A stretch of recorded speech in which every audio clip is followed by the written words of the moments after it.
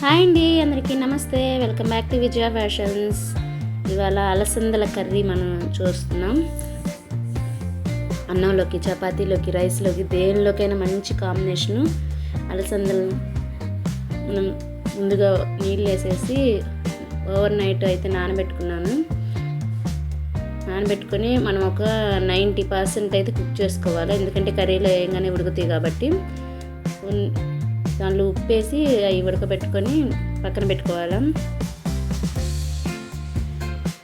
Oil మనకు సరిపడినంత పోసుకొని జీలకర్ర ఆయిల్లో చిటపట్ల ఆడేదాకా ఆ ఫ్లేవర్ అంతా ఆయిల్లోకి దిగాల. తర్వాత కరివేపాకు, ఆ తర్వాత తరిగి పెట్టుకున్న పచ్చిమిరకాయలు వేసి బాగా కొంచెం వేయించి మనం తరిగి 2 ఉల్లిపాయలు, పెద్దవి 2 ఉల్లిపాయలు తరిగి ఉంచుకున్న 2 ఉల్లిపాయలు వేసి అవి కొంచెం కలర్ చేంజ్ అయ్యేదాకా వేయించుకోవాలి. కొంచెం కలర్ చేంజ్ అయినాక మనం 2 టమాటాలని మనం ఇప్పుడు రైస్లో కలుపుకునేటట్టు కాబట్టి టమాటాలని మిక్సీ పెట్టేసేసి ఇవి కూడా కొంచెం మిక్స్ చేసేసి ఇంకా మనం మసాలాలన్నీ యాడ్ చేసుకోవాలి. మసాలాలు అల్లం వెల్లుల్లి పేస్ట్, గరం మసాలా పొడి,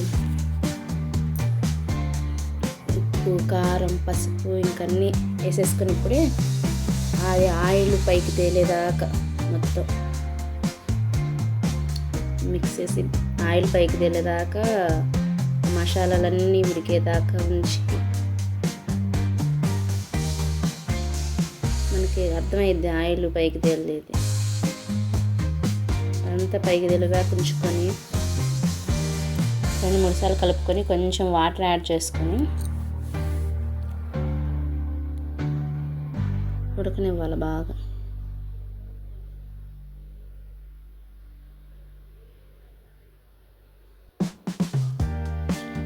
బాగా ఉడుకుతుంది చూడండి.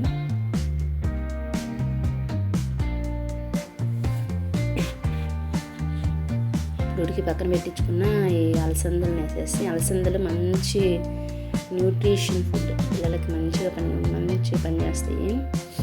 వీటిని మనం చాట్గా కూడా చేసుకోవచ్చు. ఉల్లిపాయలు, పచ్చిమిరకాయలు, కొంచెం టమాటా, క్యారెట్ తురుము అట్లా వేసుకొని కొంచెం చాట్లా కూడా తయారు చేసుకొని ఈవినింగ్ టైం తినొచ్చు. Thank you for watching. Have a great day. Subscribe చేసుకోండి.